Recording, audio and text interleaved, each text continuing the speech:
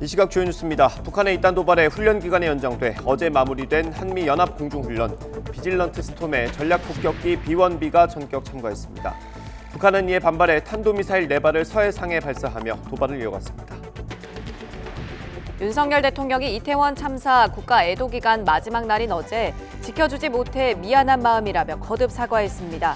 윤 대통령의 엿새째 조문에 다시 동행한 이상민 행정안전부 장관의 거취는 내일 국회 행안위 이후 결론 날 걸로 전망됩니다. 이태원 지역 CCTV를 관리하는 구청 통합관제센터가 사고 당시 현장 근처를 지켜보고도 늑장 보고한 사실이 YTN 취재 결과 확인됐습니다. 소방도 참사 전 관련 신고를 받고도 대처하지 않는 등 부실 대응했다는 의혹을 받고 있습니다.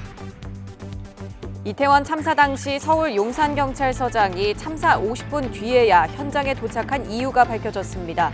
당시 용산서장은 차가 막혀 다른 길로 계속 우회하다 길에서 골든타임을 허비한 걸로 확인됐습니다. 서울 도심 곳곳에서 이태원 참사 희생자들을 추모하는 집회가 열렸습니다. 진상규명이나 책임자 처벌 등 요구는 같았지만 집회 성격을 놓고는 다른 목소리도 나왔습니다. 갱도에 갇혔던 광부들이 극적으로 살아 돌아온 봉화 광산 사고에 대해 경찰이 본격 수사에 착수했습니다. 경찰은 2달 전 사망사고가 난 갱도에서 또 사고가 났는데도 업체가 14시간 반이 지나 신고한 부분을 집중 조사할 전망입니다. 어제 오후 진해의 내부 전산망 장애로 온라인 예약과 조회가 먹통이 돼 승객들이 큰 불편을 겪었습니다. 승객들은 아무런 상황 설명이나 사과도 없이 무작정 기다리게 했다며 분통을 터뜨렸습니다. 이번 주 실시되는 미국 중간선거에서 공화당이 승리를 확신하는 가운데 트럼프 전 대통령이 차기 대선 재출마 선언을 고심하는 걸로 전해졌습니다. 민주당은 패배했을 때 바이든 대통령의 조기 레임덕을 우려하며 총력전을 벌이고 있습니다. 시청자 여러분 안녕하십니까? 굿모닝 YTN 2부 시작합니다. 이태원 참사 국가 애도 기간 마지막 날 윤석열 대통령은 위로 예배에 참석해서 희생자들을 애도했습니다. 또 엿새째 조문에는 이상민 행정안전부 장관이 다시 동행했는데 주말 사이 거취에 대한 결정이 나올 거란 관측이 높아지고 있습니다. 박소정 기자입니다. 하루 전 조계사 추모 법회에 이어 이태원 참사 위로 예배에 윤석열 대통령과 김건희 여사가 참석했습니다. 희생자들과 유족들을 위로하는 기도를 이어간 뒤 윤 대통령은 단상에 올라 청년들을 지키지 못해 미안하다고 말했습니다. 마음이 무겁습니다. 참으로 가슴이 아픕니다. 꽃다운 청년들을 지켜주지 못한 미안한 마음은 영원히 저를 떠나지 않을 것입니다. 추모 법회에서는 비통하고 죄송한 마음이라고 언급한 데 이어 공개석상에서 이틀 연속 사과의 표현을 한 겁니다. 다만 구체적으로 잘못이나 책임을 인정하는 내용은 아닙니다. 이에 대해 대통령실 관계자는 YTN에 보여주기식 사과가 아닌 대통령의 진심과 충정이 담긴 발언이라고 설명했습니다. 예배에 앞서 윤 대통령은 엿새째 합동 분향소를 방문했습니다. 국가 애도 기간 내내 하루도 빠짐없이 조문한 건데 한덕수 국무총리와 이상민 행정안전부 장관 등 일부 국무위원과 참모들도 함께했습니다. 사흘 연속 대통령 조문에 동행한 것을 두고 논란이 일자 전날에는 별도 조문을 했던 이상민 장관이 다시 온 것이 눈에 띕니다.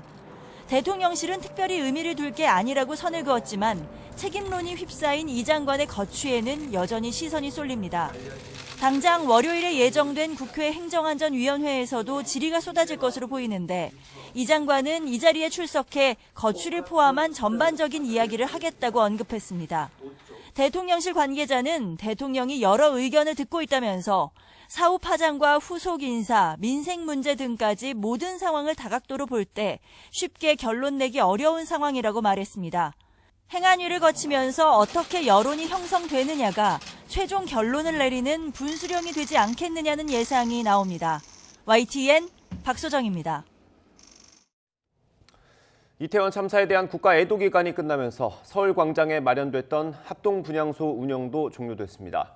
서울시는 오늘 0시에 서울광장 합동분향소 운영을 종료하고 철거에 들어갔습니다. 지난달 31일 서울광장과 25개의 자치구에 분향소가 설치된 뒤 어제 오후 5시를 기준으로 10만 9천여 명이 조문한 것으로 집계됐습니다. 국가 애도 기간이 끝나면서 서울광장을 비롯한 대부분의 분향소는 운영이 종료되지만 녹사평역 광장 합동 분향소는 12일까지 연장 운영됩니다. 국가 애도 기간 마지막 날 서울 도심 곳곳에서 희생자들을 추모하는 집회가 열렸습니다.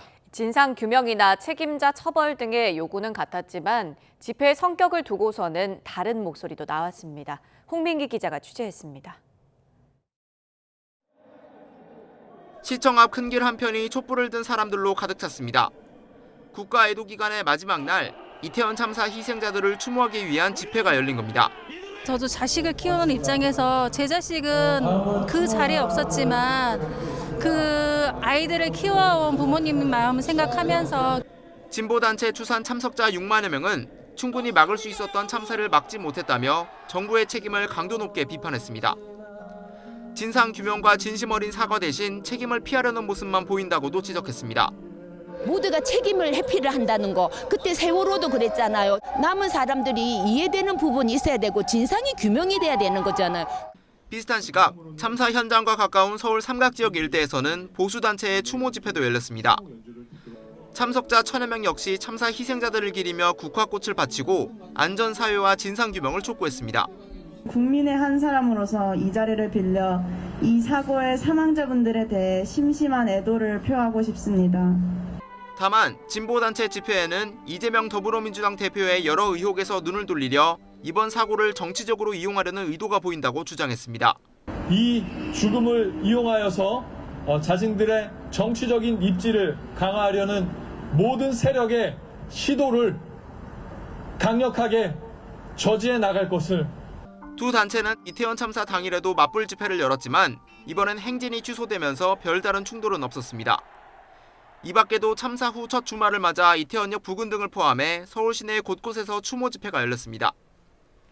다만 전광훈 목사가 이끄는 자유통일당은 토요일마다 열던 대규모 집회를 애도 기간 뒤로 연기했습니다.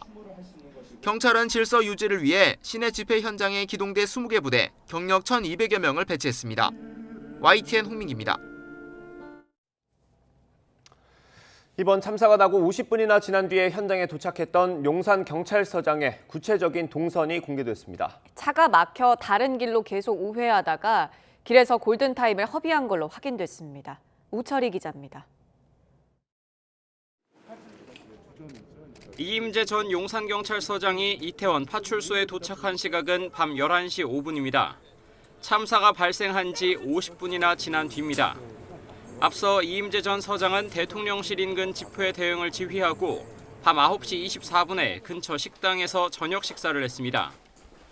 참사 현장과 채 3km도 떨어져 있지 않았고 이 무렵 뭔가 심상치 않은 상황을 전달받았다는 점에서 대체 왜 현장 도착이 늦었는지가 의문으로 남아 있었습니다.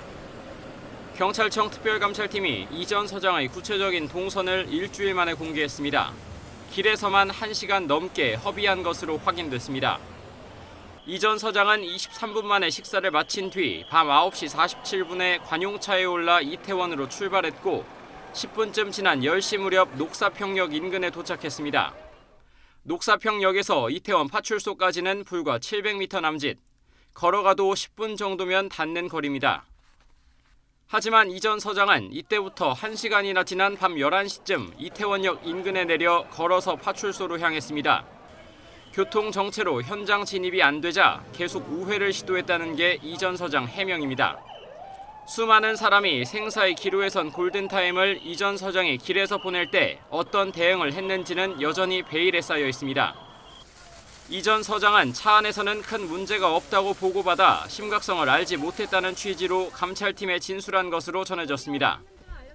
하지만 상황 보고서에는 이 전 서장의 현장 도착 시각이 참사 발생 5분 뒤인 밤 10시 20분으로 기재돼 그 경위도 밝혀야 할 부분입니다.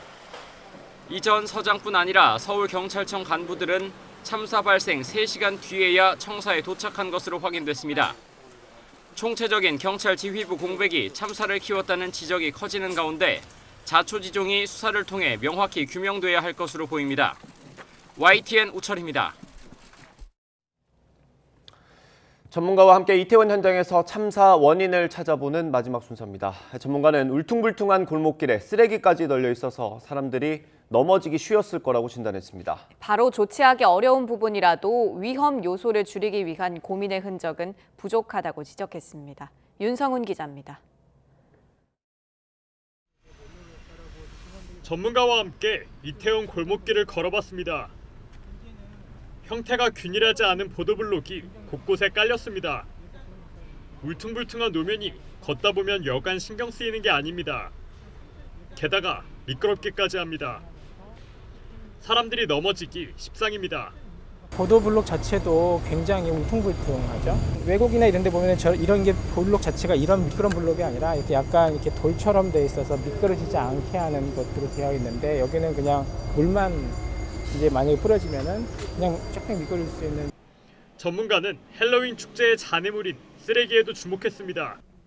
별것 아닌 듯 생각할 수도 있지만 사고를 유발하는 위험 요소라는 겁니다. 할로윈 행사들이 다 마스크라든지 아니면은 뭐 그런 것들이 이제 물병이라든지 다 비닐 소재로 되어 있기 때문에 저런 걸 밟게 되면은 평상시에도 넘어질 수밖에 없는 상황이겠죠. 이렇게 여러 위험 요인이 결합된 상태에서 수많은 인파가 몰리고 누군가 한 명이라도 넘어지면 연쇄적인 사고로 이어질 수 있다는 게 전문가의 지적입니다. 그 힘이 연쇄 반응을 일으키게 되죠. 보통 우리가 그 한 명의 몸무게, 남자 몸무게 한 65kg로 친다면은 그 65kg의 체중이 가해지게 되는 거죠. 그러면 그런 사람들이 10명이 되면은 한 650kg 정도의 이제 힘으로 가해지게 될 겁니다.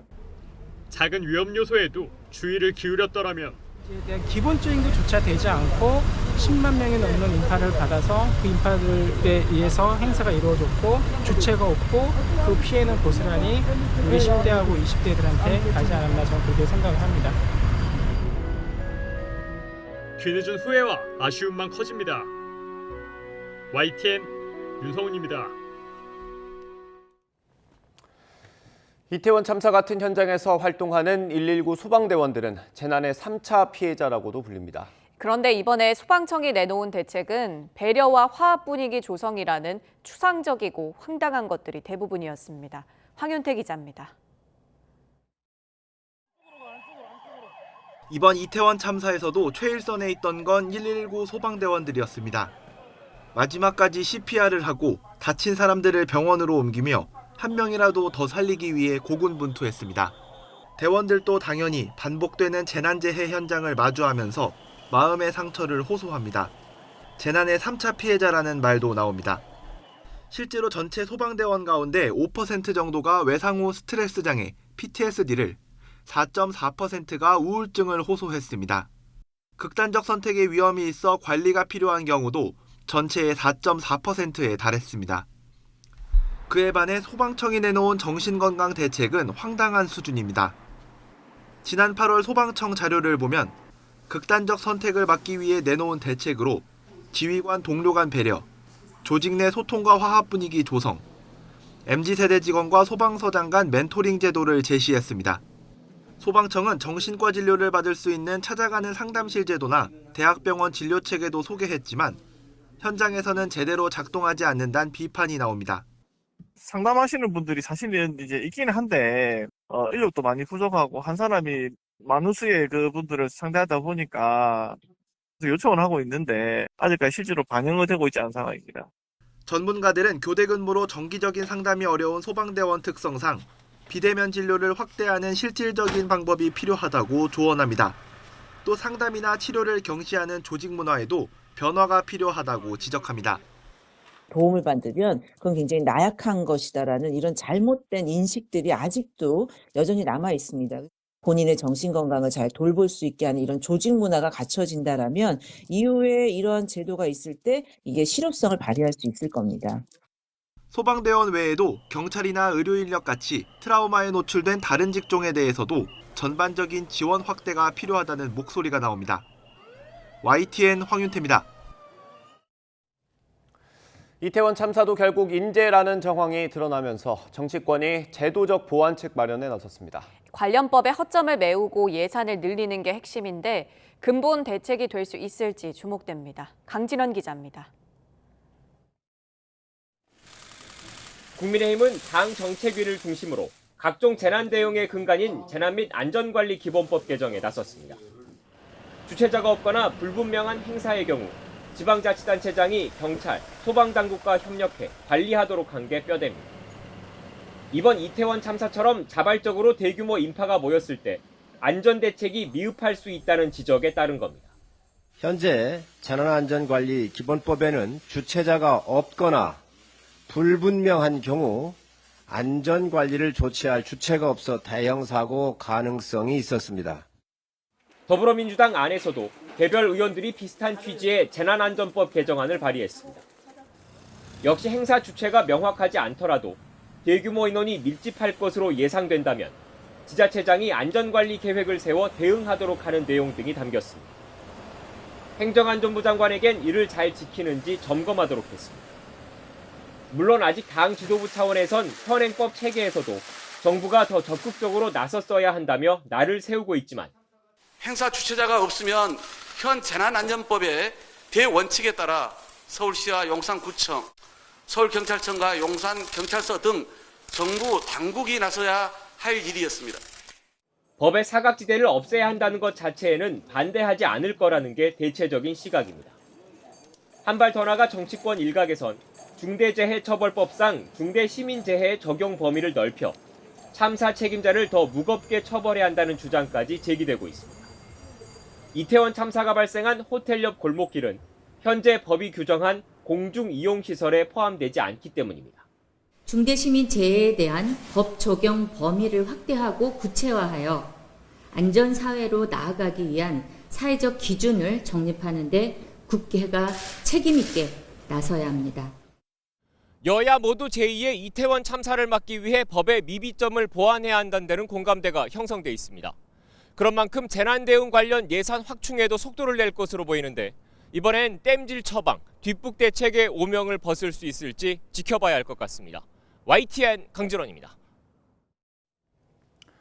이태원 참사 이후 삼성과 현대중공업 같은 기업들의 기부가 이어지고 있습니다. 지원금을 취지에 맞게 사용할 단체나 주체가 없기 때문에 기부나 지원을 고민하는 기업도 있습니다. 이승윤 기자입니다. 삼성전자 등 삼성 계열사 8곳이 50억 원을 전국재해 구호협회에 기부하기로 했습니다. 현대중공업 그룹도 성금 10억 원을 전국재해 구호협회에 기탁했습니다. 아시아나항공은 유품 정리 등을 위해 한국을 방문하는 외국인 사망자 유가족에게 항공권을 지원하기로 했습니다. 아시아나항공은 미국과 중국, 일본, 프랑스, 호주, 베트남, 카자흐스탄 등 당사가 현재 운항 중인 9개국 14분의 외국인 사망자 유족에게 왕복 항공권을 지원한다는 방침입니다.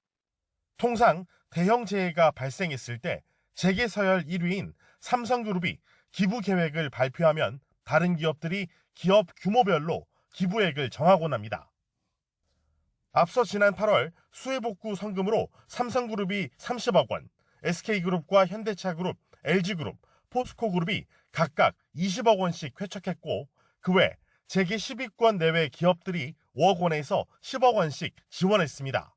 하지만 이번 이태원 참사와 관련해선 기업들의 기부가 이루어지는 시점이 다소 늦어질 가능성이 있습니다. 경찰청의 동향 분석 문건에 부정적 여론을 막기 위해 성금을 모으는 방안을 검토하는 내용이 포함된 것이 걸림돌로 작용하고 있습니다. 기업들의 성금 기부 취지가 퇴색할 우려가 있기 때문입니다.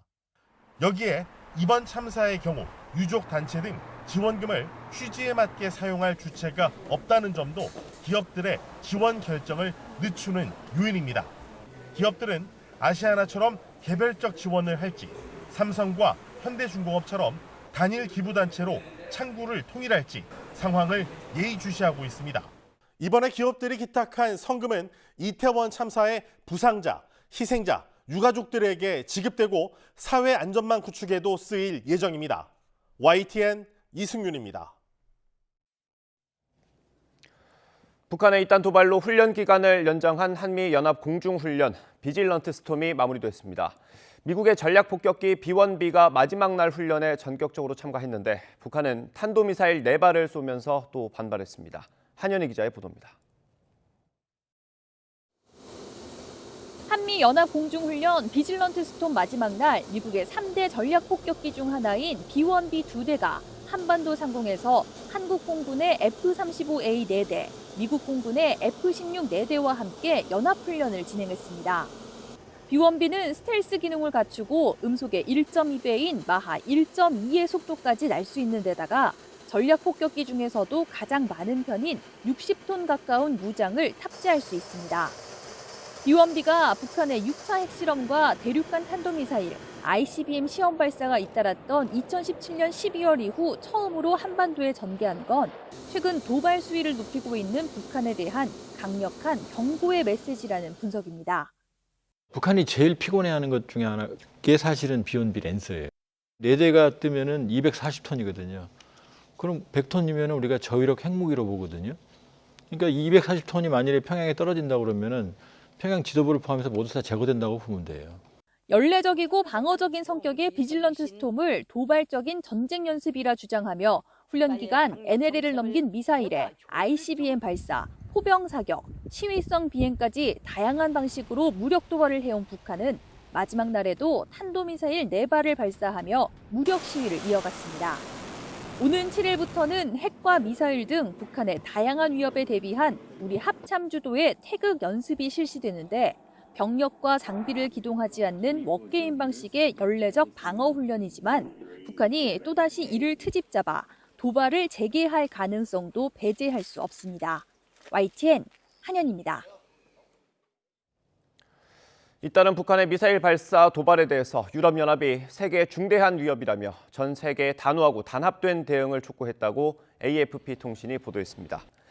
이유는 호세프 보렐 외교안보 정책 고위 대표 명의의 성명에서 올해 북한이 유례없는 수의 탄도미사일을 발사한 건 세계 비확산 체제를 계속해서 약화하려는 의도를 보여주는 우려되는 사례라고 비판했습니다.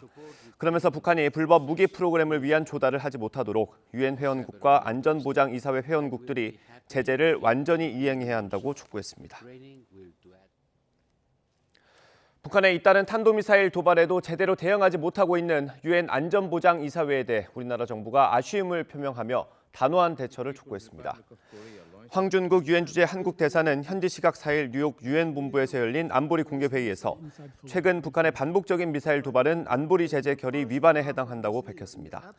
그러면서 지난 5월 북한의 대륙간 탄도미사일 시험 발사에 대해 안보리가 소집됐지만 중국과 러시아의 반대로 추가 제재에 실패한 사실을 거론한 뒤 안보리의 침묵은 북한의 무모한 행동이 심화하는 결과만 부르고 있다고 강조했습니다. 미국이 우리나라와의 안보협의회에서 확장 억제 약속을 다시 한번 확인했습니다. 특히 핵을 포함해 모든 범주의 군사 능력으로 북핵 위협에 맞서 확장 억제를 제공하겠다고 말했습니다. 어떤 의미인지 조수연 기자가 보도합니다. 확장 억제는 미국의 동맹이 제3국의 핵 위협을 받았을 때 미국이 이들 국가로 억제력을 확장해 지원한다는 뜻입니다. 한미 간 확장 억제의 핵심은 핵 우산으로 미국이 자국 본토 방위에 상응하는 수준의 핵 억제 전력으로 한국을 방어해준다는 개념이 적용되고 있습니다. 핵무기를 탑재한 폭격기와 핵 추진 잠수함 등의 전략 자산을 비롯해 미사일 방어망 전력도 동원될 수 있습니다. 이번 한미 안보협의회에서 미국은 한국에 대한 방위 약속을 강조하면서 모든 범주의 군사 능력으로 확장 억제를 제공하겠다고 밝혔습니다. 한반도에 위기 상황이 되면은 주로 재래식 확장 억제가 중심이 돼서 활동을 해왔었습니다. 그런데 이제 모든 수단이라고 하는 것은요, 결국은 북한이 전술핵 위협으로 구체화하면서 핵 도발을, 그다음에 핵 위협을 높여가는 상황에서 이제 핵 확장 억제라는 부분을 조금 더 강조하겠다라는 의미를 내포하고 있다고 볼 수 있겠습니다. 북핵 위협에 대응해 미국 전략 자산을 더 유연성 있게 적용하겠다는 의지로도 풀이됩니다. 다만 실제로 상시 배치 수준으로 나아가는 데에는 미국으로서는 부담스러운 측면이 있어 한계가 있을 수 있다는 분석이 나옵니다. 따라서 미 전략 자산의 전개 빈도와 강도 확대 등 상시 배치에 준하는 효과를 끌어낼 수 있을지가 관건입니다. 아울러 억제 조치의 효율성을 높이려면 행동으로 보여줘야 하는 만큼 한미 양국이 향후 확장 억제 실행력을 어떻게 높일지 주목됩니다. YTN 조수연입니다. 북한의 도발이 계속되는 가운데 우리 군도 대비 태세에 여념이 없습니다. 신입 해병을 육성하는 교육훈련단도 마찬가지입니다. 잠과 식사량을 줄이고 훈련은 고강도로 실시되는 극기주를 MZ세대 해병들은 어떻게 이겨내고 있는지 들여다봤습니다. 김문경 기자가 직접 포항 교육훈련단을 다녀왔습니다. 아직 날이 밝지 않은 새벽 4시. 포항 해병대 교육훈련단엔 불이 환하게 켜졌습니다. 오늘은 잠과 식사량이 제한된다는 극기주 마지막 날. 그동안 계속된 강도 높은 훈련으로 피로도는 극에 달했지만 곳곳에 울려 퍼지는 훈련 교관의 날카로운 목소리는 틈을 허락하지 않습니다. 목소리 불려 바꿔내라. 목소리 불려 바꿔내라. 가족의 곁을 떠난 지 5주 만에 신병들은 제법 군인의 모습을 갖췄습니다. 20여 킬로그램의 군장을 메고 빠르게 도로와 산비탈을 행군하는 동안에도 속도는 줄지 않았고 잠시 휴식을 취하며 먹는 전투 식량은 꿀맛 같습니다. 맛은 맛있습니다. 진짜 맛있어요? 네, 맛있습니다. 이제 해병대 정신이 시작된다는 본격적인 천자봉 정복이 시작됐습니다. 오르막길에선 지쳐가는 동기의 뒤를 밀어주며 함께 해내겠다는 굳은 결의도 다집니다. 동경 힘내. 훈련소를 떠난 지 5시간여 만에 드디어 극기주의 마지막 관문인 천자봉 고지에 올랐습니다. 1286기! 화이팅! 선배들이 싸웠던 그런 불굴의 정신을 이어받기 위해서 천자봉 운제산 426고지를 오르는 그런 훈련을 부슬비를 맞으며 20여 킬로미터를 돌아온 훈련병에겐 선임 해병들의 따뜻한 격려가 쏟아집니다. 이제 가슴에 달았던 노란색 명찰은 빨간 명찰로 바뀌었고 훈련병 신분이었던 이들은 어엿한 해병 대원으로 거듭났습니다. 앞으로 멋진 해병이 되겠습니다. YTN 김문경입니다.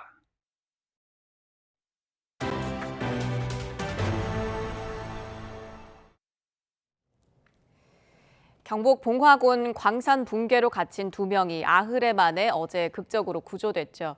사고 발생에서 구조까지 울고 웃었던 221시간의 과정을 김범한 기자가 정리했습니다. 경북 봉화군 아연광산 갱도가 무너진 것은 지난달 26일. 당시 작업자 7명 가운데 5명은 차례로 빠져나왔지만 2명은 갇히고 말았습니다.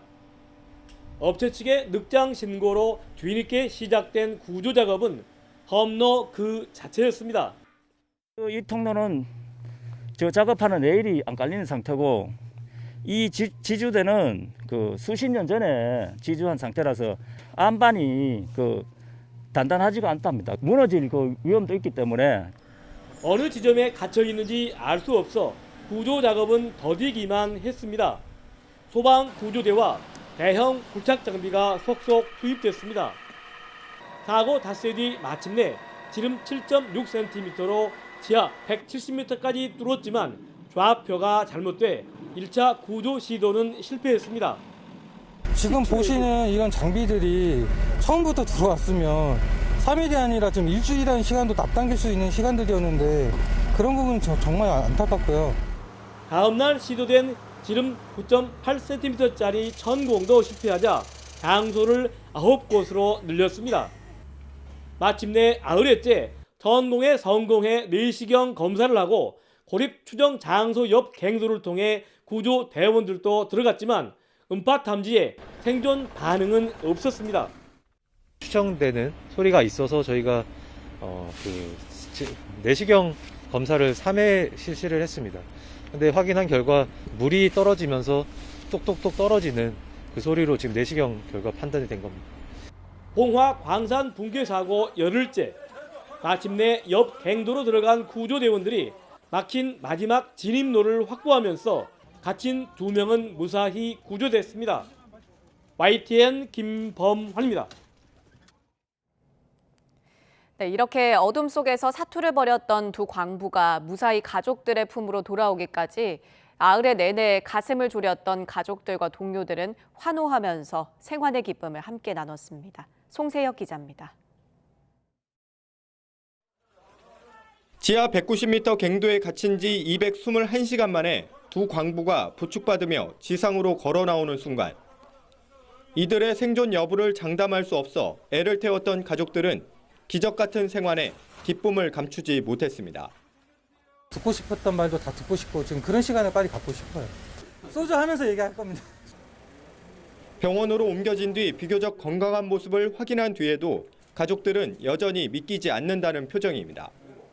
9일 동안의 일들이 정말 영화같이 느껴지고 삼촌이 살아오셨다고 이렇게 결말이 나서 정말 너무 행복하고 20여 년 경력의 베테랑 조장 박모 씨. 평소 박 씨의 강한 정신력을 아는 친구들은 반드시 살아 돌아올 것이란 희망의 끈을 놓지 않았습니다. 저희는 사실 확신했습니다. 그쪽 그 안에 막장 상황이 좋았고 그리고 또 저 친구 기능을 믿었기 때문에 몸과 마음으로 구조에 힘을 보탠 동료들도 두 광부의 극적 귀환에 환호하며 기쁨을 함께 나눴습니다. 우리 광업인하트 승리고 구조대원들의 승리고 우리 인간 승리라고 이렇게 자축합니다. 생환 광부 가족들은 구출 작전을 성공으로 이끈 구조당국과 국민의 따뜻한 관심에 거듭 감사의 뜻을 밝혔습니다. YTN 송세혁입니다. 두 사람이 기적처럼 살아 돌아올 수 있었던 데는 평소 재난 상황에 대비한 매뉴얼이 큰 역할을 했습니다. 식수를 확보하고 체온을 유지했던 것도 도움이 됐습니다. 최명신 기자입니다. 의학계에서는 극한 상황에서의 인간 생존 능력을 333 법칙으로 설명합니다. 공기 없이 3분, 물 없이 사흘, 음식 없이는 3주 이상 생존할 수 없다는 이야기입니다. 전문가들은 갱도 안에 공기와 물, 그리고 허기를 달래줄 소량의 음식이 있었기에 기적의 생환 드라마가 가능했던 것으로 보고 있습니다. 거기 일단은 생존에 필요한 것이 음식이잖아요. 그러니까 밥 대신에 커피 믹스를 드셨어요. 밥같이 먹고 그다음에 물 같은 경우도 떨어지는 물을 드시고. 여기에 두 사람이 고립됐을 때를 대비한 행동 매뉴얼을 충분히 숙지하고 준수했던 점도 도움이 됐습니다. 고립됐을 경우 공기가 들어오는 쪽, 물이 흐르는 쪽으로 이동해서 최대한 대피 공간을 확보하라는 지침을 충실히 따랐습니다. 고립 당시 갱도 안의 기온은 평균 14도. 자칫 저체온증이 걸릴 수도 있었지만 모닥불과 서로의 체온으로 버텨냈습니다. 질식과 폭발 우려에도 두 사람은 베테랑답게 갱도 내 공기 흐름이 있다는 걸 알고 모닥불로 추위를 녹였습니다. 체온은 조금 떨어져 있긴 한데 이걸 우리가 의학적으로 저체온증이 심각한 상태라고 보기에는 힘들고요. 34도, 35도 정도이기 때문에 저희가 따뜻하게 몸 데우는 우리가 생리식염수라든지 아니면 담요를 덮어주는 것 정도로 충분히 회복될 수 있는 수준입니다. 또 무리하게 탈출을 시도하기보단 체력을 낭비하면서 차분하게 구조를 기다렸던 점도 기적을 가능케 했다는 분석입니다. YTN 최명신입니다. 레고랜드에서 시작된 자금시장 경색에 정부가 50조 원 규모의 유동성 공급 정책을 발표한 이후 은행권을 중심으로 각종 대책이 쏟아져 나오고 있습니다. 하지만 모두 한 발 늦은 대응인 만큼 또 닥쳐올 위기를 대비해서 매뉴얼을 만들어야 한다는 지적이 나옵니다. 강희경 기자입니다. 지난달 23일 오후 경제금융수장들이 모두 한자리에 모였습니다. 자금시장 경색 우려가 커지자 휴일에 긴급히 회의를 소집한 겁니다. 대책은 곧바로 쏟아져 나왔습니다. 채권시장 안정펀드를 비롯해 시장에 50조 원 넘는 돈을 풀겠다는 게 주된 내용이었습니다. 기존 시장 안전 조치에 더해 유동성 공급 프로그램을 50조 원 플러스 알파 규모로 확대하여 운영하겠습니다. 시장이 조금 안정되는 듯했으나 여전히 냉기가 가시지 않자 이번에는 민간이 나섰습니다. 부동산 PF에 무분별하게 뛰어들었다가 레고랜드 사태로 위험 부담이 커진 증권사에선 자체 펀드를 조성하는 방안이 논의되고 있습니다.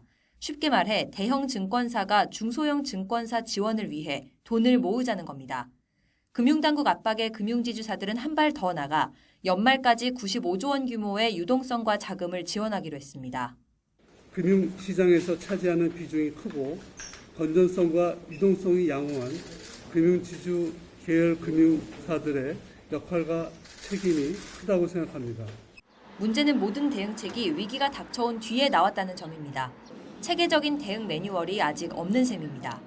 어떤 곳에서 재원을 마련하고 그다음에 거기에 따른 신용 위험에 대한 부담은 어떤 방식으로 가져갈 것이냐, 여기에 대해서 사전적으로 논의를 해서 기본적인 설계를 갖춰 놓는 것이 매우 중요한 의미를. 이번 위기를 넘기더라도 유동성 위기는 조만간 여러 차례 다시 찾아올 수 있는 만큼 시장 충격을 최소화하기 위해 철저한 대비가 이루어져야 한다는 지적입니다. YTN 강희경입니다. 대우건설이 롯데건설을 제치고 일반 분양 비율이 45%에 달해 하반기 정비사업 최대어로 꼽히는 서울 용산구 보광동 한남 2구역 재개발 사업을 수주했습니다. 한남이 재정비 촉진구역 재개발 조합은 어제 임시총회에서 한남 서밋 브랜드와 호텔급 서비스를 내세운 대우건설을 최종 시공사로 선정했습니다. 대우건설은 사업비 전체를 비롯해 조합원 이주비를 법정 한도인 주택담보대출 비율 40% 외에 추가로 110%를 지원해 총 150%의 이주비를 책임 조달하겠다고 밝혔습니다. 금리 인상과 거래 절벽으로 아파트 시장 침체기가 이어지면서 전국 아파트 매매가와 전셋값이 사상 최대 낙폭을 기록했습니다. 여기에 미분양도 급증하고 있어서 특단의 대책이 필요하다는 주장이 나오고 있습니다. 이동우 기자입니다. 서울 강남 재건축의 상징으로 불리는 음마아파트. 최근 서울시에서 정비계획안이 심의를 통과하면서 재건축의 속도가 붙고 있지만 집값은 오히려 떨어지고 있습니다. 전용 면적 76제곱미터가 지난달 19억 9천만 원에 팔리며 20억 원 선이 무너졌습니다. 지난해 최고가 26억 3,500만 원에 비해 6억 5천만 원 가까이 급락한 것입니다. 10억 5천에 있습니다. 찾는 분은 있지만 글쎄 확 달겨들지는 않으시고 조금 더 떨어지지 않을까 하고 보고 계시는 것 같아요. 서울 내 최대 규모 단지로 유명한 송파구 가락동 헬리오시티 전용 면적 84제곱미터도 최근 17억 8,500만 원에 팔렸습니다. 재고가 23억 8천만 원에서 6억 원 정도 떨어진 것입니다. 실제로 이번 주 서울 아파트 매매 가격은 23주 연속 떨어졌고 10년 4개월 만에 가장 큰 낙폭을 기록했습니다. 전국과 수도권 아파트 매매가도 한국부동산원이 시세조사를 시작한 2012년 5월 이후 가장 크게 떨어졌습니다.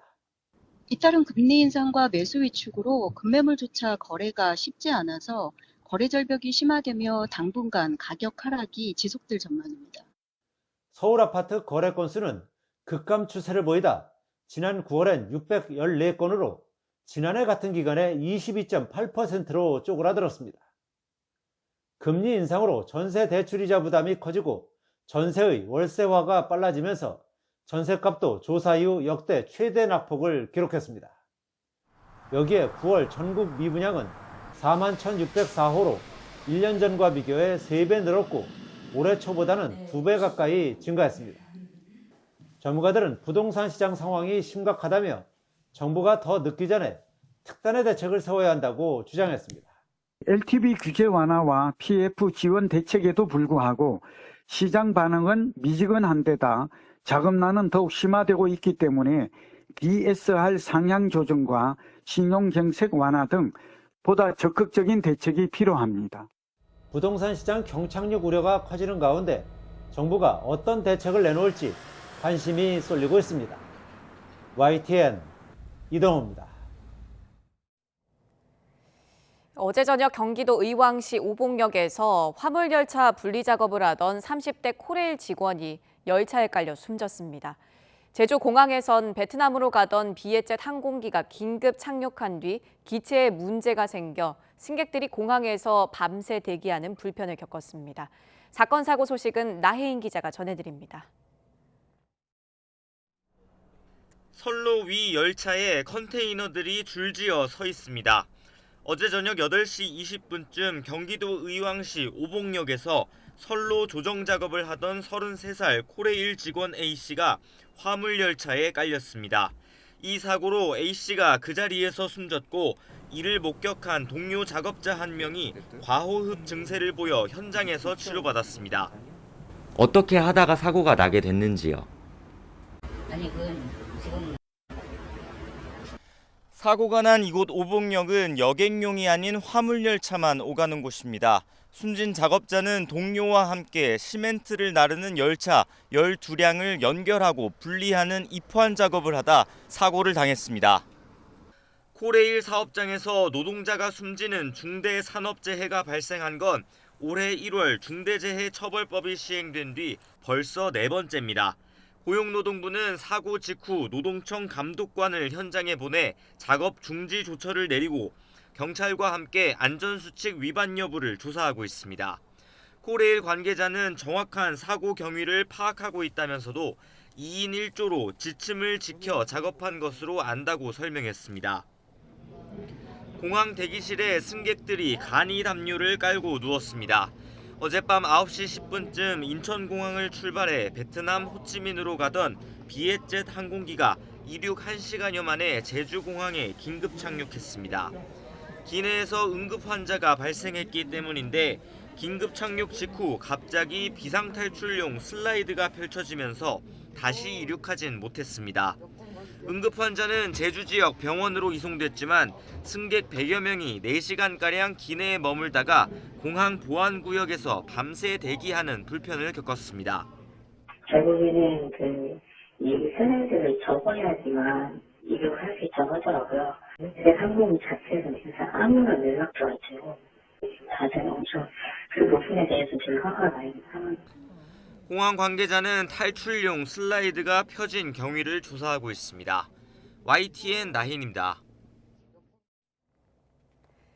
대학 수학능력 시험이 10여일 앞으로 다가온 가운데 수험생들은 이제 막바지 수능 준비에 한창일 겁니다. 입시 전문가들은 큰 시험을 앞두고 평정심을 유지하기 위해선 SNS나 뉴스를 멀리하면서 계획대로 공부하는 것이 중요하다고 조언합니다. 신현준 기자입니다. 대입의 큰 관문인 대학 수학 능력 시험이 오는 17일 치러집니다. 입시 전문가들은 수능이 자신과의 싸움인 만큼 남은 기간 평정심을 유지하는 게 중요하다고 조언합니다. 특히 이태원 참사 같은 소식을 자꾸 접하면 마음이 흔들릴 수 있으니 당분간 뉴스나 SNS는 멀리해야 합니다.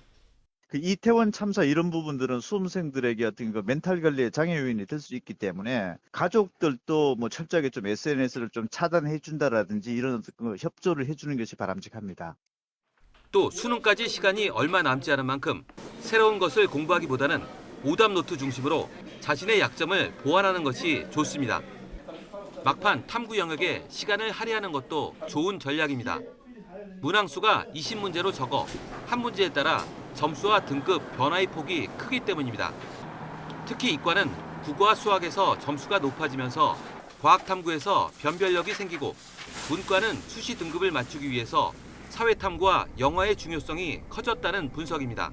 생체 리듬도 이제는 수능에 맞춰 유지해야 합니다. 수능 당일처럼 아침 6시 30분 정도에 일어나려면 밤 11시쯤 잠자리에 들어 7, 8시간 충분히 잠을 자도록 연습하는 것이 필요합니다. 실제 시험 시간에 맞추어 신체 리듬을 맞추는 것이 중요합니다. 그리고 매일 한 과목 정도의 실전 모의고사를 풀면서 실전 감각을 유지해야 돼 꼼꼼하게 오답 노트 하는 것도 잊지 마셔야 합니다. 또 자신의 계획이 최선이라는 믿음을 가지고 수능 날까지 자신감을 유지하는 것도 중요합니다. 올해 실시된 2개의 평가원 모의고사를 철저하게 분석을 해서 오답을 정리하는 게 중요합니다. 왜냐하면 모의고사 때 틀린 것이 수능에 또 틀릴 확률이 높기 때문에. 특히 코로나 유행세가 다시 커지고 있는 만큼 수험생은 물론 가족도 회식이나 모임을 자제하는 등 코로나 예방에 집중해야 한다고 전문가들은 강조했습니다. YTN 신현주입니다. 아이를 낳을 분만일은 다가오는데 주변에 분만 가능한 병원이 하나도 없다면 참 불안하겠죠. 이런 문제를 해결하기 위한 특별한 공간이 만들어졌습니다. 산부인과가 부족한 강원 지역에서 시작된 이 공간을 지환 기자가 소개해드립니다. 지난해 추석 연휴 전날 강원도 홍천에 살던 A씨는 서울 병원 가던 차량 안에서 아기를 낳았습니다. 구급대가 출동했고 산모와 아이 모두 무사했지만 생각할수록 아찔했던 순간이었습니다. 만삭인 A씨가 고속도로를 타고 서울로 갈 수밖에 없던 이유, 홍천엔 분만 산부인과가 하나도 없었습니다. 산부인과가 없거나 있어도 분만실을 갖추지 못한 시군은 전국적으로 63곳에 달합니다. 대부분 농산, 어촌, 분만 취약지입니다. 출산이 임박했는데 근처에 병원이 없다면 산모들은 참 막막하고 답답하겠죠. 그런 차에 좋은 아이디어를 냈습니다. 아예 병원 근처에다가 출산 취약지 산모를 위한 임시 거처를 만들자는 겁니다. 친환경 마감재로 산뜻하게 정돈된 공간, 출산 준비 물품도 종류별로 갖췄습니다. 무엇보다 병원 근처고 갑작스러운 상황에 대비해 의료진과 직통 전화도 연결됐습니다. 주택 건설은 LH가, 사업 운영은 대학병원이, 예산 지원은 자치단체가 나눠 맡았습니다. 4년 전 아파트 한 채를 임대해 운영하다 인기가 워낙 높아 이번에 다세대 주택 전체로 넓혔습니다. 이 건물을 사용하실 주 대상자가 이제 산모님들이십니다. 그래서 산모들을 중심으로 그분들이 안전하게 시설을 이제 이용할 수 있도록 그렇게 시설이 준비되어 있고요. 분만 취약지 시군에 사는 산모들은 이곳에서 출산 예정일 3주 전부터 분만 후 3일까지 무료로 지낼 수 있습니다. 벌써 70명 넘는 산모가 이곳을 이용하다 건강하게 아이를 낳았습니다.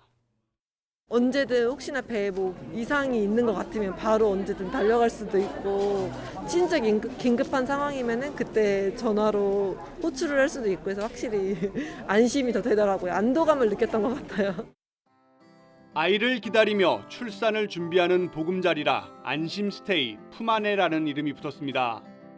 일단 강원도 춘천을 시작으로 조만간 원주, 강릉 등 산부인과가 있는 지방 중소도시에 설치될 예정이고 전국 확대도 고민하고 있습니다. YTN 지환입니다.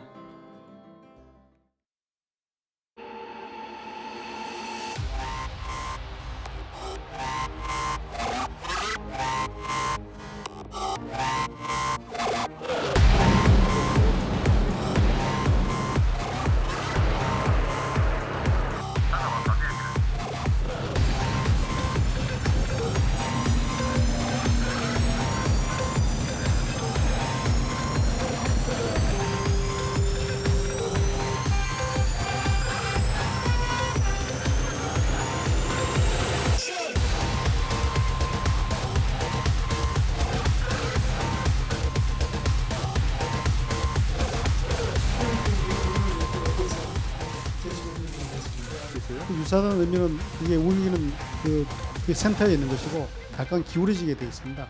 형상은 비슷한 모습으로 느낄 수가 있는데 자세히 보면 차이가 있는 것이고 두 개를 딱 높여보면 분명히 차이는 있습니다. 다릅니다. 다르지만 그 나타나는 이미지, 그 느낌, 이것은 뭐 비슷하다고 보시면 될 것 같습니다.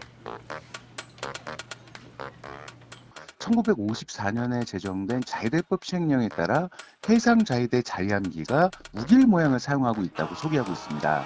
이처럼 일본 정부는 공식적으로 자위함기가 우길기임을 인정하고 있는 상황인데 우리 국방부에서 그렇게 주장하는 부분은 좀 아이러니하다고 생각합니다. 우길기는 독일의 하켄크로이츠와 같은 의미인 전범기라는 역사적 사실을 널리 알리고 싶었습니다.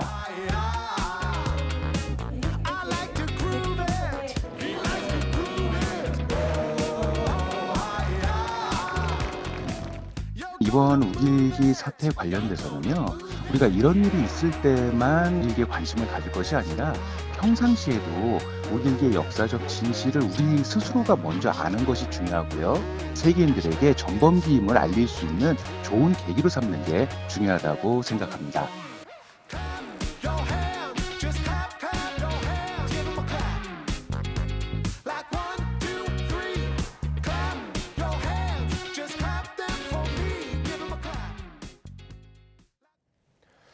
미국 공화당이 중간선거에서 우위를 점했다고 판단하는 가운데 트럼프 전 대통령은 차기 대선 출마 선언까지 검토하고 있습니다. 민주당은 바이든 대통령은 물론 오바마 전 대통령까지 유세에 나서면서 분위기 반전을 위해 총력전을 펼치고 있습니다. 조용성 기자입니다. 미국인을 고통에 몰아넣은 인플레이션이 잡히지 않으면서 정부 심판론이 부각된 중간선거. 공화당의 승리를 기대하며 지원 유세 중인 도널드 트럼프 전 대통령은 컨벤션 효과를 활용해 중간선거 엿새 뒤인 오는 14일 대선 재출마 선언을 할지 고심하고 있습니다. And now, in order to make our country successful, and safe and glorious, I will very, very, very probably do it again, okay? Very, very, very probably. 이런 가운데 선거에 영향을 줄 수 있는 변수도 속속 나오고 있습니다. 경제 문제를 지적받는 민주당에게는 지난달에 일자리 26만 개가 생겼다는 최근 통계가 호재입니다. 10 million new jobs in 20 months. This morning I learned that we added another 261,000 jobs this month. And by the way, 낸시 펠로시 하원의장의 남편을 습격한 드파페가 지난 대선이 부정하다고 믿고 극우 사상에 물들어 있다는 정황도 중간 선거에 영향을 줄 수 있습니다. 펠로시 의장은 피습 사건 이후 첫 공개 발언에서 민주주의가 투표에 붙여지고 있다며 투표를 독려했습니다. We need to bring our country together. So when we are fighting this fight, getting out this vote, let's do so with the greatest respect for everyone. 민주당은 선거에 질 경우 레임덕에 빠질 수 있어 물러설 곳이 없는 상황. 바이든 대통령은 물론 오바마 전 대통령까지 경합주 유세에 나서며 막판 선거 분위기를 바꾸기 위해 안간힘을 쓰고 있습니다. YTN 조용성입니다. 이란이 우크라이나 전쟁 전이라는 단서를 달았지만 러시아에 드론을 제공한 사실을 처음으로 시인했다고 AFP 통신이 현지 시각 5일 보도했습니다. 보도에 따르면 이란 외무장관은 국영 IRNA 통신에 우리는 러시아에 우크라이나 전쟁 수개월 전에 한정된 수량의 드론을 제공했다고 말했습니다. 우크라이나와 서방 동맹은 러시아가 이란제 드론을 이용해 최근 수주 동안 우크라이나에 공격을 가했다고 비난해왔습니다. 이란 당국은 그러나 거듭해서 이 같은 주장을 부인하다가 결국 입장을 바꿨습니다. 우크라이나 전쟁이 길어지면서 아이들의 피해가 늘고 있습니다. 시민단체가 총격이나 폭격을 견딜 수 있는 어린이용 보호복을 만들기도 했습니다. 류재복 기자입니다. 러시아군의 로켓포 공격으로 버스를 기다리던 13살 소년이 목숨을 잃었습니다. 아이의 손을 잡은 아버지는 넋이 나간 표정입니다. Наразі троє загиблих, серед них 13-річний хлопчик і двоє поранених, серед них 15-річна дівчинка. 하르키우에서 간신히 피난 나온 어머니는 보호복을 입은 아이를 보면서 조금이나마 마음이 놓입니다. Тобто, якщо, не дай Бог, треба було б зараз їхати, то бронежилет вже був, виказка була, і я б була спокійна за свою дитину. 어른의 보호 장비와 달리 어린이용은 무게와 보호 수준을 절충했습니다. 보호복의 무게는 2kg에 불과하지만 탄환이나 포탄 파편을 견딜 수 있도록 폴리에틸렌으로 만들었습니다. Не може радувати, але це якось дає надію, що евакуація буде для них безпечнішою. Бо, на жаль, і фактично нашим ворогам їм все одно по кому стріляти. 지난 2월 전쟁이 일어난 뒤 어린이 430명이 숨졌고 823명이 다쳤습니다. 전쟁터에서 어린이를 위한 보호복을 만든 건 처음입니다. 전쟁이 길어지면서 함께 늘어나는 어린이 피해를 크게 줄일 수 있을 것으로 기대됩니다. YTN 유재복입니다. 러시아의 한 나이트클럽에서 불이 나 10여 명이 숨졌습니다. 당국은 카페 안에서 싸움이 벌어지던 와중에 누군가가 조명탄을 쏴서 불이 난 것으로 보인다고 밝혔습니다. 김진호 기자의 보도입니다. 러시아 중서부 도시 코스트로마의 한 나이트클럽. 화재는 진압됐지만 희뿌연 연기가 건물을 뒤덮고 있습니다. 현지 시각 5일 새벽 클럽 안에서 싸움이 벌어졌는데 누군가가 조명탄을 쏴 불이 난 것으로 알려졌습니다. 수사당국은 용의자가 조명탄을 발사한 혐의로 구금됐으며 클럽의 책임자도 구금됐다고 밝혔습니다. 당국은 이번 화재로 10여 명의 사망자와 5명의 부상자가 발생했다고 밝혔습니다. 이번 불로 나이트클럽 천장이 무너지는 등 피해가 발생했지만 안에 있던 250명가량은 대피한 것으로 파악됐습니다. Все уже вот здесь были. Тут половину на дороге лежало, половину у входа лежало. То есть ужас был. 불을 끄는데 5시간 넘게 걸렸고 예방 차원에서 인근 주택가 건물 주민 10여 명이 대피했습니다. 검찰은 수사에 착수했습니다. Организованного общенадзорного проекта. Мы дадим оценку как органам контроля, которые должны были следить за соблюдением правил пожарной безопасности, так и профилактике правонарушений со стороны собственника объекта. 러시아에서는 전에도 이와 비슷한 사고가 있었습니다. 2009년 러시아 페름시의 나이트클럽에서 누군가가 폭죽을 터뜨린 후 불이 나 150명 이상이 사망했습니다. YTN 김진호입니다. 현지 시각 4일 인도네시아 자카르타에서 열린 그룹 NCT 127의 콘서트에서 관객 30여 명이 실신했다고 현지 매체가 보도했습니다. CNN 인도네시아는 경찰 발언을 인용해서 30명 이상이 실신했기 때문에 공연 기획사와의 계약과 안전상의 이유로 공연이 중단됐다고 밝혔습니다. 현지 공연 업체는 공식 SNS에 공연 말미에 예측 못한 상황이 발생했다며 스탠딩 구역의 관객이 무질서함을 보여 혼란이 빚어졌다고 말했습니다. 캐나다가 심각한 인력난을 덜기 위해 유학생 노동시간 제한 조치를 풀기로 했습니다. 한인 유학생들과 관련 업계는 일단 크게 반기고 있는데 숙제는 남아 있습니다. 밴쿠버에서 이은경 리포터가 전해드립니다. 캐나다의 한 대학에서 수학을 공부하고 있는 유학 4년차 문승현 씨. 학비와 생활비 일부는 부모님의 도움을 받고 나머지는 스스로 일해 벌고 있습니다. 하지만 지난 9월 캐나다의 식료품 가격이 11.4%나 오르며 41년 만에 정점을 찍는 등 물가가 치솟아 주머니 사정은 빠듯하기만 합니다. 더 일하고 싶어도 캐나다 정부가 유학생의 학기 중 노동 시간을 주당 20시간으로 한정해 일하기도 어렵습니다. 만약에 풀타임으로 전향이 가능하다면 저는 생활비라든지 혹은 경제적 여유를 위해서 너무나도 40시간 일하고 싶은. 오는 15일부터는 유학생도 시간에 구애받지 않고 일할 수 있게 됐습니다. 캐나다 이민 당국이 내년 말까지 유학생 노동시간 제한 조치를 임시 해제한 겁니다. 캐나다의 오랜 골칫거리인 노동력 부족 문제를 풀기 위해서입니다. 올해 2분기에만 캐나다에서 일자리 약 100만 개가 남는 것으로 알려졌는데 일손 부족 현상은 식당과 관광업 등 서비스업에서 특히 두드러집니다. 이번 완화 조치에 한인 사업주들은 이제야 숨통이 트인다며 반깁니다. 아무래도 직원들의 20시간 시간 제약이 있기 때문에 직원들 스케줄 짜는 것 자체에도 큰 어려움이 있었는데 저로서도 더욱 수월해질 것 같고요. 유학생들도 필요에 따라 일을 더하거나 줄일 수 있게 돼 마음이 한결 가볍다는 반응입니다. 만약에 학교가 좀 쉬거나 아니면 리딩 브레이크나 이런 게 있으면은 그 단기간에 좀 더 많이 일을 해서 돈을 좀 더 벌고 싶었는데 이제 단기간에 빨리 많이 일할 수 있을 때는 더 많이 일하고 그렇게 조절할 수 있는 것 같아서 그게 좋은 것 같아요. 하지만 정해진 기간 안에 교육 과정을 마치지 못하면 빈손으로 귀국해야 하는 만큼 일과 학업 사이에서 조화를 찾는 것도 중요하다는 지적이 나옵니다. 캐나다 정부 입장에서도 인력 공백을 임시로 메꾸는 것에 그치지 않도록 할 필요가 있습니다. 노동시간 제한 조치 임시 해제를 고용주나 유학생 모두 반기고는 있지만 중장기적으로 양질의 일자리 제공과 고용 안정을 이룰 수 있는 근본 대책이 마련돼야 할 것으로 보입니다. 캐나다 밴쿠버에서 YTN 월드 이은경입니다.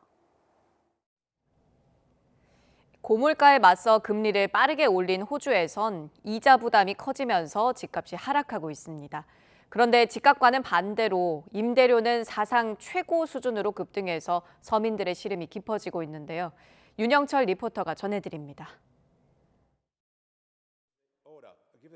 고물가를 잡기 위해 지난 6달 동안 기준금리를 2.5%포인트 넘게 올린 호주. 금리 인상에 따른 이자 부담으로 투자가 위축되면서 집값은 빠른 속도로 떨어졌습니다. 시드니 정도는 10% 정도, 그리고 멜번 브리즈번 같은 경우는 6% 정도, 퍼스, 아들레이드 이렇게는 1% 정도 하락이 됐다고 하고요. 리저브 뱅크의 의견을 인용을 하자면 거기에서는 내년 말 2023년 말까지 11% 정도 더 하락이 된다고 예상을 하고 있더라고요. 이처럼 꽁꽁 얼어붙은 주택 매매 시장과 달리 임대료는 오히려 급등하는 분위기입니다. 호주의 주택 임대료는 지난해보다 10% 이상 올라 통계를 집계한 이래 최고 수준을 기록했습니다. 국경이 풀리고 이민자 유입이 급증한 점이 임대료 상승의 원인으로 꼽힙니다. 실제로 지난 1분기 호주에 들어온 이민자 수는 같은 기간 기준 사상 최다인 10만여 명. 이민자 유입 증가로 임대 수요가 크게 늘면서 높은 월세에도 집 구하기 경쟁은 치열합니다. Melbourne, Sydney, like it's very difficult for people to actually kind of find properties that are cost-wise good, but also quality-wise as well. I know a number of people I work with just how stressful it's been for them to kind of find. 한인사회도 타격이 클 수밖에 없습니다. 집값이 하락한 시기에 내 집 마련을 꿈꿨지만 높아진 이자율에 주저하게 되고 유학생 등 젊은 층은 도시를 떠나 임대료 부담이 덜한 근교로 이사하는 경우가 늘었습니다. 비싼 임대료를 내느니 그리고 이렇게 경쟁해서 힘드니 이번 기회에 하나 장만하겠다. 그래서 저희한테 그런 식으로 해서 그런 생각을 가지고 오시는 분들이 많으신데 기준금리가 올라간 상황이기 때문에 상한금에 포함한 이자가 높아진 경우이기 때문에 그런 자기가 살고 싶던 집을 구매하기가 좀 어려운 분들이 많으세요. 그래서 친구들 보면 거의 락다운 때 살다가 지금 보면 한 50%씩 올린대요. 그래가지고 많이 나오는 친구들도 있고 그래서 많이 외곽으로 빠져요. 저도 지금 시티 근방은 못 구하고 외곽으로 빠졌어요. 호주 연방정부는 부동산 시장 안정을 위해서 우리 돈 9조 원에 이르는 공적 자금을 투입해 서민 임대주택 10,000채를 공급하겠다는 방침입니다. 하지만 당장 임대주택이 많지 않은 상황에 이민자는 계속 늘고 있어 임대료 상승세는 당분간 이어질 전망입니다. 호주 멜버른에서 YTN월드 윤영철입니다. 전 세계적인 물가 상승 속에 일본도 고물가에 시달리고 있습니다. 국제적인 원자재 상승에 엔화 가치 하락이 겹쳐서 특히 서민들은 장바구니 물가에 걱정이 큰데요. 한인 유학생 역시 어려움을 겪고 있습니다. 박병효 리포터입니다.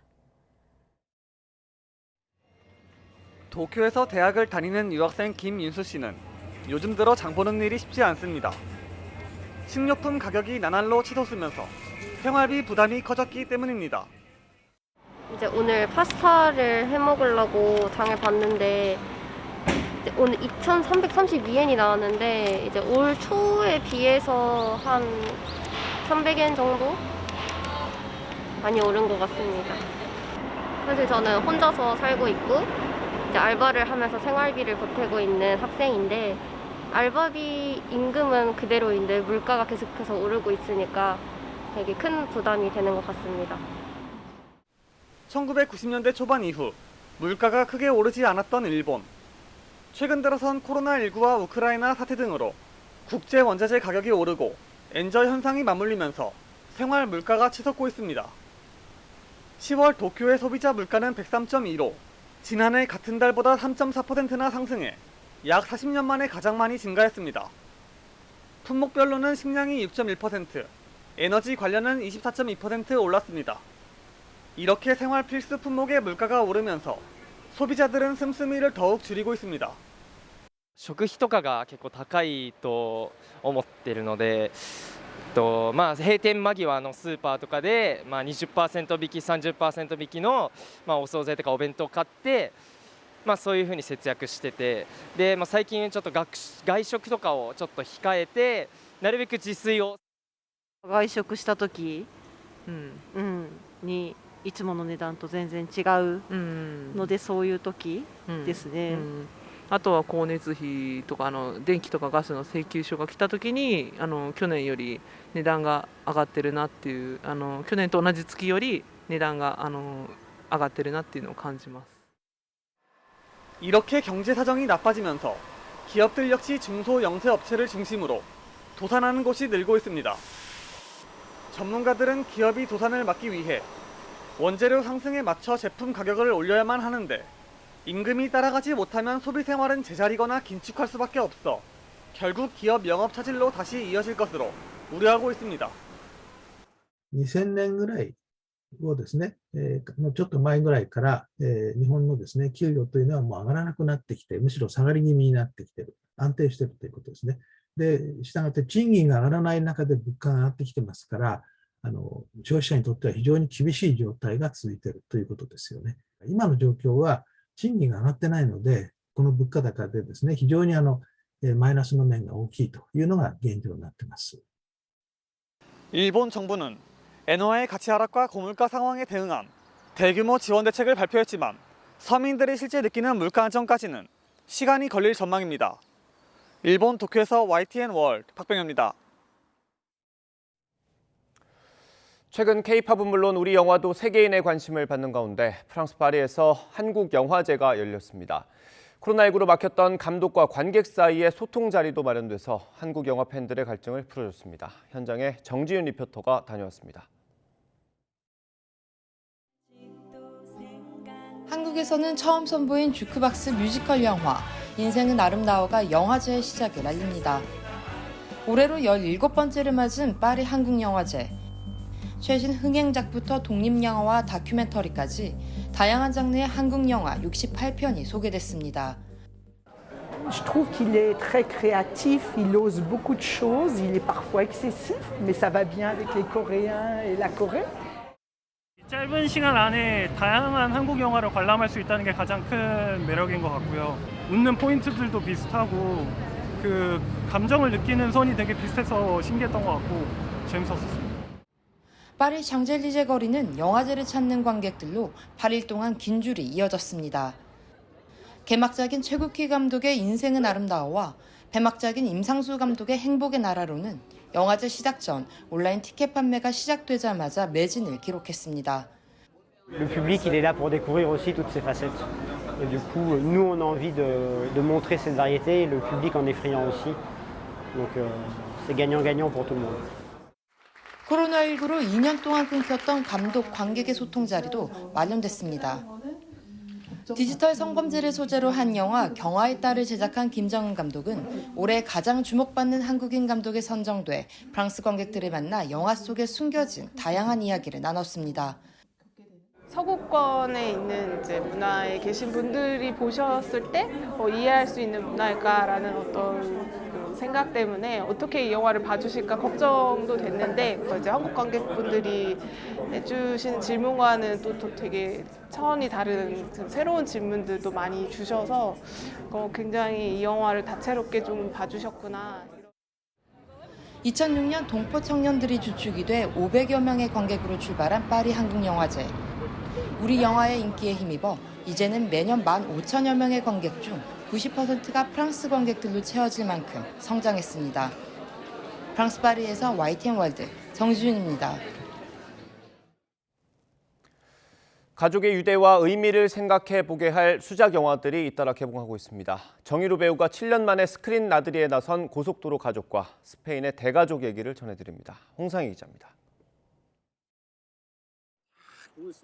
모두가 빠른 속도로 스쳐 지나가는 고속도로. 인생은 놀이처럼, 삶은 여행처럼 살고 싶은 기후가족은 고속도로 휴게소에서 생활합니다.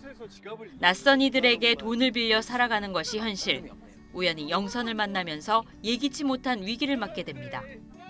혈연보다 가족의 정서적 유대를 강조한 작품으로 정유로 배우가 7년 만에 스크린에 복귀했고 라미란 배우가 가슴 시린 아픔과 연민을 담았습니다. 제가 코미디나 뭐 이런 작품에 많이 연기를 이제 하다 보니까 저도 이제 사실은 어떤 환기가 필요하고 뭔가 나를 조금 내려놓을 수 있는 그런 작품이 필요한 시기에 이 작품을 만났고 굉장히 욕심나는 캐릭터였어요. 그래서 사실 읽자마자 거의 1시간도 안 돼서 하고 싶다라고 말씀을 드렸었던 작품이었습니다. 어떤 가족이 행복한 걸까? 가족의 의미를 한 번 더 짚어볼 수 있는 그런 영화가 아닌가. 스페인 카탈루나의 작은 마을에서 3대가 복숭아 농사를 짓는 솔레 가족. 어느 날 땅 주인이 태양광 전지판을 세우기로 통보하며 삶의 터전을 빼앗길 위기에 처합니다. 베를린 국제영화제 황금곰상을 수상한 알카라스의 여름은 전통 농업의 몰락이라는 현실을 배경으로 대가족의 찬란한 여름을 그렸습니다. 나치 학살을 피해 미국으로 이주한 유대인 가족. 폴은 흑인 단짝 친구를 멀리하라는 부모님의 이중적인 모습에 혼란에 빠지지만 올바른 사람이 되어야 한다는 할아버지의 충고에 용기를 냅니다. 미국 독립영화의 거장 제임스 그레이의 신작으로 앤소니 홉킨스와 앤 해서웨이, 골든글로브 나무주연상의 제레미 스트롱 배우가 담담하고도 강렬한 연기를 선보입니다. YTN 홍상입니다. 최근 물가가 급등한 가운데 뮤지컬 표값도 크게 뛰었습니다. 15만 원이던 VIP석이 18만 원으로 20%나 올라가자 팬들의 불매운동 움직임까지 일고 있습니다. 신용진 기자입니다. 토니상 10개 부문을 휩쓴 최신 브로드웨이 뮤지컬 물랑루즈. 미국 공연 사전 제작비가 400억 원에 이르는 대작으로 오는 12월 한국에서 아시아 초연의 막이 오릅니다. 그런데 최근 공개된 관람료를 보면 VIP석이 18만 원입니다. 기존 최고가 15만 원과 비교하면 20%나 높습니다. 제작사 측은 브로드웨이와 같은 무대를 구현하기 위해 모든 소품을 해외에서 들여와야 하는 등 엄청난 제작비 때문에 불가피한 결정이라고 말했습니다. 뮤지컬 웨스트 사이드 스토리 역시 VIP 좌석 가격이 16만 원으로 이전보다 만 원이 뛰었습니다. 각종 원자재와 인건비는 물론 환율 상승으로 해외 판권 비용도 폭증해 어쩔 수 없다는 것이 제작사 측 입장입니다. 그래서 버티다 못해서 아마 많은 회사들이 그 임계점에 다다라서 올릴 수밖에 없는 결정을 내린 거라고 생각을 해요. 이처럼 잇따르는 가격 인상에 인터넷 공간에서는 불매 움직임도 일고 있습니다. 안 그래도 부담이었는데 인상폭이 터무니없다는 것입니다. 시스템, 환경을 조성을 해서 티켓 가격을 올리지 않고도 수익을 창출할 수 있는 방안에 대한 고민들이 더 많이 필요하다라고 말씀드릴 수 있습니다. 최고가 14만 원이었던 뮤지컬 표값은 4년 전 지킬 앤 하이드가 만 원을 올리면서 바로 15만 원으로 일반화됐습니다. 이유와 어떻든 이번에 오른 가격도 머지않아 전체 뮤지컬 티켓 가격을 끌어올릴 것으로 보입니다. YTN 신홍진입니다. 보리밭 작가로 이름난 한국 화가 이숙자는 채색화를 고수하며 45년 동안 보리밭을 그리고 있습니다. 한국 추상미술 1세대인 김환기와 김종영의 걸작을 함께 볼 수 있는 전시도 화제입니다. 김태현 기자가 소개합니다. 작가는 1977년 시작한 보리밭 그림을 지금도 멈추지 않습니다. 청보리가 들판을 가득 메운 신작은 전면적인 단색조를 부각했습니다. 보리가 익어 황맥이 캔버스를 채운 작품은 강인하고 끈질긴 생명력을 보여줍니다. 근경에서 원경으로 옮겨가며 청맥과 황맥, 하얗게 된 백맥까지 사계절의 모습을 함께 담기도 합니다. 작업 범위를 넓히는 시도는 2000년대 이후 소해무리에 이어 백두산을 그리는 초대형 작업으로 이어졌습니다. 보리의 알과 수염을 하나하나 그리려면 엄청난 시간과 노력이 들지만 보리밭은 작가의 숙명이 됐습니다. 돌가루와 악교를 섞은 암체를 쓰면서 50년 넘게 특유의 채색화를 고수하고 있습니다. 색채가 광물성이기 때문에 아무리 분쇄를 해도 입자 하나하나가 이해각을 갖추고 있어서 빛이 찬란하게 뒷소이어서 맑고 투명하고.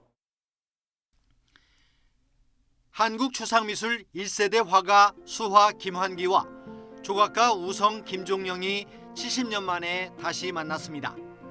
두 작가의 독창적인 추상 작업의 발전 과정을 비교하며 감상할 수 있는 기회입니다. 김환기 선생님은 한국적인 미술을 지향을 하시면서 소재적인 측면에서 풀어나가셨고, 김종영 선생님은 조형 원리를 탐구하시는 데 집중하셨습니다. 전시 제목은 서울대 미대 교수로 함께 재직하며 교류했던 두 사람이 한국 전쟁 중 마지막으로 만난 뒤 70년이 흘렀다는 데서 착안했습니다. YTN 김태현입니다. 기후단체 활동가들의 이른바 명화 테러가 전 세계에서 잇따르는 가운데 이번엔 스페인 화가 프란시스코 고야의 작품이 봉변을 당했습니다. AFP 통신에 따르면 현지 시각 5일 두 여성이 스페인 마드리드의 프라도 미술관에 나란히 전시된 고야의 옷 벗은 마야와 옷 입은 마야 액자에 접착제를 바른 손을 붙였습니다. 두 그림은 손상되지 않았지만 이들은 작품 사이의 벽에 1.5도를 큼지막하게 썼습니다.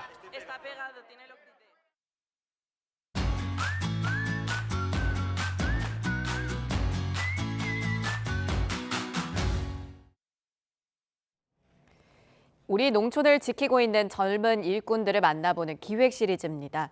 오늘은 강원도 산골 고향으로 돌아와 흑염소를 키우고 있는 귀촌 청년 농부를 만나봅니다. 오점곤 기자입니다. 무릉도원면이라는 지명이 말해주듯 울창한 나무와 숲이 많은 강원도 영월. 40살 신현도 씨가 이곳 고향에서 흑염소를 키우기 시작한 건 귀촌을 결심한 4년 전 2018년부터입니다. 주로 먹는 것 같은 경우는 그 시골에 나오는 뭐 고구마 싹이라든지 들깻잎 이런 것들. 예. 보통 1년가량 사육한 이후에 고기나 진액으로 소비되는 흑염소. 현도 씨는 부모님이 하던 일을 물려받긴 했는데 흑염소 사육 방식과 판매 방식을 완전히 바꿨습니다. 인공 수정 없이 자연 그대로 번식을 유도했고 작긴 하지만은 방목시설도 만들었습니다. 한약재를 섞은 한방사료도 직접 만들어서 먹였습니다. 기름이 생각보다 많이 없어요. 그렇기 때문에 담백한 맛도 좀 있고 양갈비랑은 조금 다르게 고소하면서 이제 소고기랑 중간 맛이라고 보시면 되거든요. 양갈비하고 소고기의 중간 맛? 네네네. 코로나 이후에 오히려 건강식으로 입소문을 탔고 요즘은 물량이 모자라서 인근 농가 흑염소까지 위탁 판매를 해줄 정도로 자리를 잡았습니다. 개고기 식용 논란에 따른 사회적 분위기도 흑염소 소비 확대에 영향을 준 것으로 보입니다. 2021년부터 청년 창업농으로 선정되어서 저희 영월군에서 매달 영농정착 지원금을 지원하고 있고 아무래도 다른 흑염소와는 차별점을 가지고 있습니다. 지난해 연매출 4억 원을 넘기면서 흑염소 가공식품 공장도 준비하고 있는 현도 씨. 그의 꿈은 농장 인근에 캠핑장까지 만들어서 더 많은 사람들이 청정 자연을 자유롭게 즐기는 것이라고 합니다. YTN 오점곤입니다. 인간의 뼈와 흡사한 성분을 지닌 분말을 순식간에 만들어내는 기술이 개발됐습니다. 크기와 성분을 마음대로 조절할 수 있어서 인공뼈의 새로운 시대를 열었다는 평가를 받고 있습니다. 김진두 기자입니다. 붉은색의 액체에 칼슘과 인산을 각각 넣어줍니다. 사람 뼈의 기본 성분입니다. 이어 붉은빛 레이저를 쏴주자 그 표면에 미세한 분말이 만들어집니다. 작은 수조에 레이저를 쏘면 금속판 주위로 순식간에 미세한 분말들이 만들어지는 모습을 볼 수 있습니다. 사람 뼈를 대신할 수 있는 인공뼈 분말입니다. 기존의 인공뼈 분말을 만들려면 칼슘과 인산이 포함된 액체를 100도 이하로 끓여줘야 합니다. 이 과정에 20에서 100시간 정도가 걸리고 분말 크기도 200나노미터 한 종류에 그쳤습니다. 하지만 레이저를 이용하면 10여 분밖에 걸리지 않고 분말 크기도 마음대로 조절할 수 있습니다. 오랜 시간 끓여서 만들었는데 그럼에도 불구하고 크기 조절이 어려웠다는 것이 기존 방법의 단점이었습니다. 이 레이저를 이용해서 인공뼈 분말을 합성을 하게 되면 10분 이내의 짧은 시간 안에도 굉장히 다양한 크기의 인공뼈 분말을 만들 수가 있습니다. 특히 이 기술은 뼈 성분에 마그네슘이나 아연 같은 금속 이온을 넣어줄 수도 있습니다. 이렇게 금속 이온이 들어간 인공뼈 분말은 마치 어린아이 뼈처럼 재생과 세포 부착 능력이 우수했습니다. 앞으로는 그런 우리 몸하고 동일한 성분에 더해서 추가적인 기능을 가진 물질을 필요로 하고 있습니다. 피트로카이트는 그런 마그네슘 같은 성분이 들어가면서 추가적인 기능을 가지는 2세대 인공뼈 물질이라고 할 수가 있습니다. 새로운 인공뼈 분말은 임플란트나 정형외과 분야에서 뼈가 없거나 부서져 떨어져 나간 경우에 사용할 수 있습니다. 또 피부 아래 필러로 넣어주면 콜라겐을 형성해 미용 목적으로 활용할 수도 있습니다. 기존에 사용되던 인공뼈를 대체할 것으로 기대되는 이번 연구 결과는 나노 소재 분야 국제 저널인 ACS 나노에 실렸습니다. YTN 김인우입니다. 대학생들이 다양한 분야를 꿈꿀 수 있는 일자리 인프라가 울산에 조성되고 있습니다.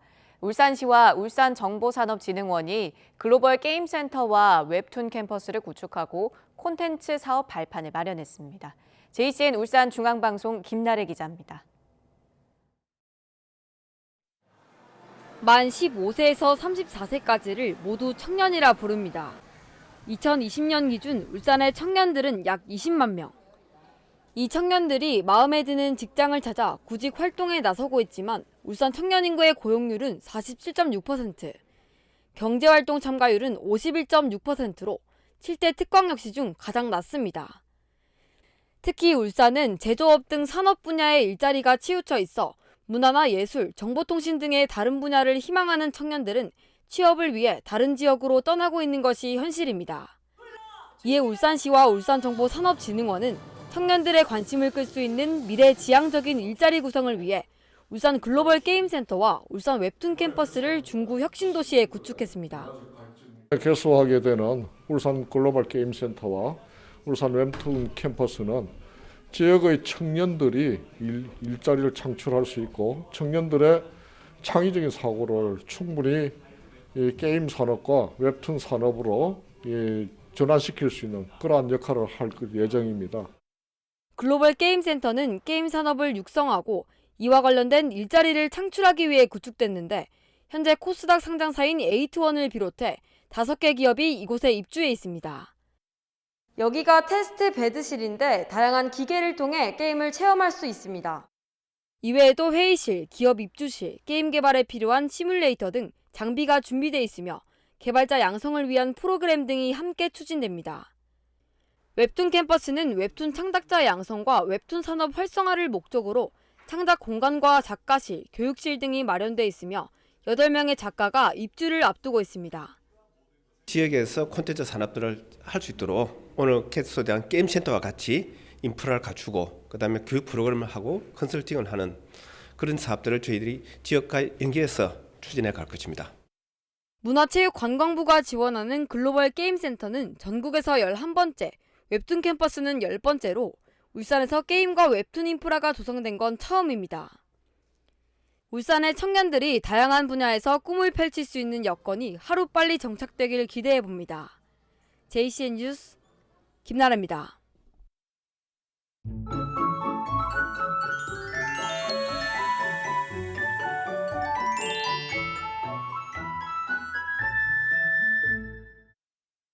네.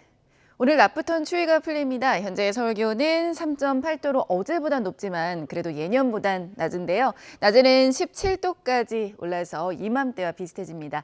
일교차는 여전히 크게 벌어지니까 옷차림 따뜻하게 해주시길 바랍니다. 오늘 낮 동안 미세먼지로 인한 불편은 없겠는데요. 경기 남부와 충북, 전북은 밤에 일시적으로 공기가 탁할 것으로 보입니다. 대기도 건조합니다. 영동과 영남 해안, 전남 동부는 대기가 매우 건조하겠고 그 밖의 지방도 차차 건조해질 것으로 보입니다. 산불 등 화재에 유의해 주시기 바랍니다. 오늘 전국이 대체로 맑겠지만 아침까지는 곳곳에 안개가 예상됩니다. 현재 기온도 살펴보겠습니다. 현재 청주가 2도, 부산은 8.3도고요. 낮 기온 살펴보면 춘천이 15도, 부산 19도로 예상됩니다. 절기 입동인 내일은 중서부 지방을 중심으로 비 예보 들어있습니다. 날씨였습니다. 이상으로 굿모닝 YTN 마치겠습니다. 잠시 후 YTN 뉴스와이드가 이어집니다. 시청해주신 여러분 고맙습니다.